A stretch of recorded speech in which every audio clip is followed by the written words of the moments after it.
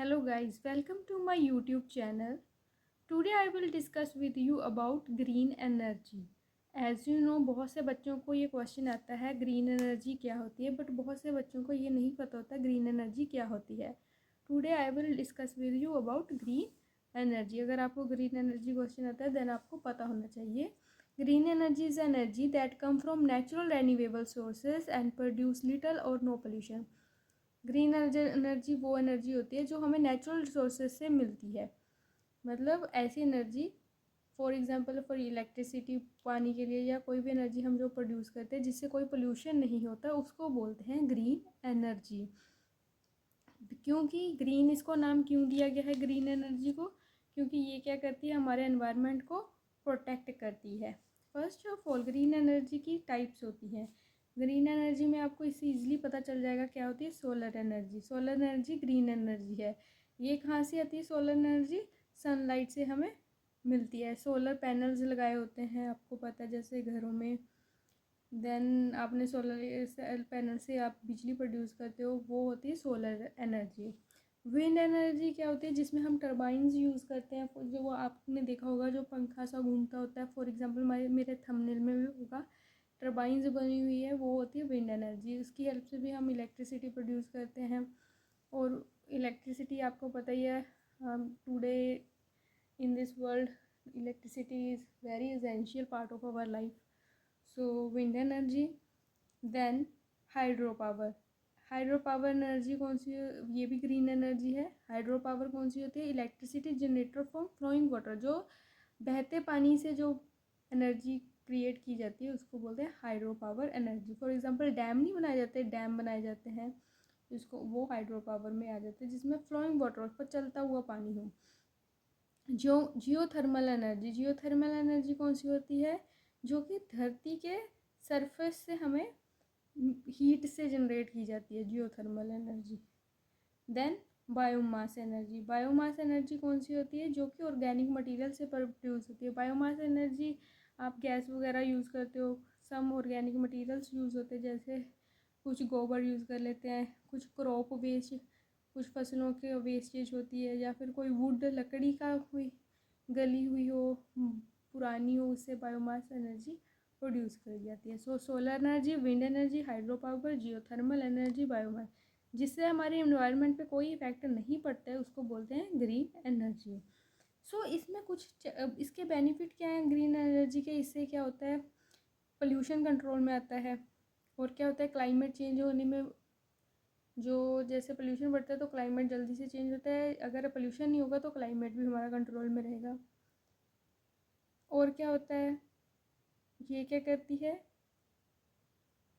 Fossil fuels पे हमारी जो डिपेंडेंस है उसको भी डिक्रीज़ कर देती है.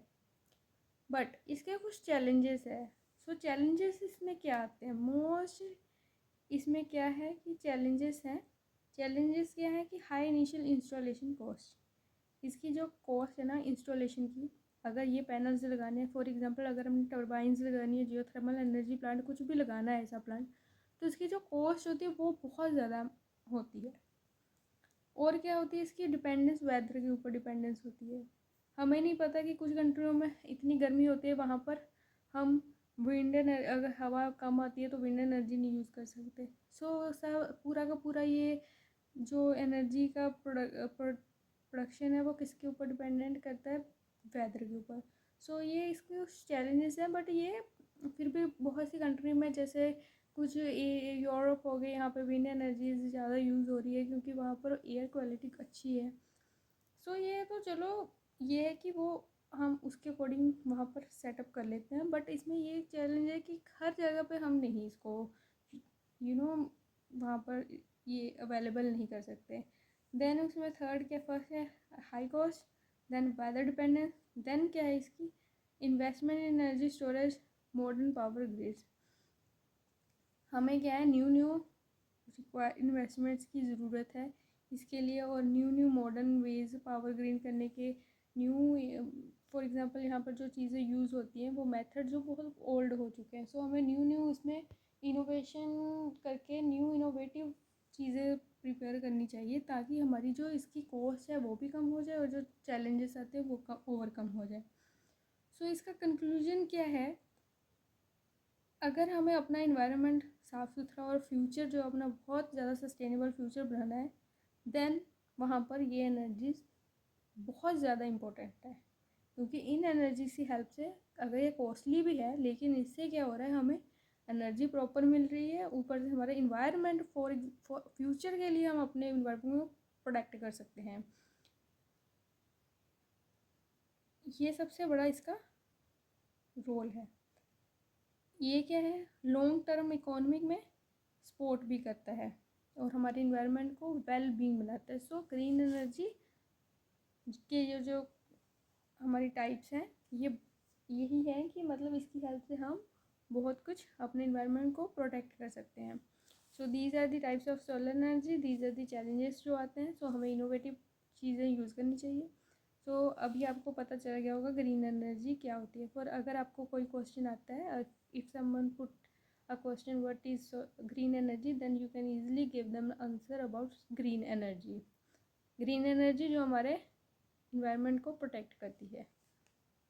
ओके, देन अगर आपको मेरा ये वाला वीडियो अच्छी लगी हो, देन आप इसको लाइक करो, शेयर करो और प्लीज़ गाइस सब्सक्राइब करिए।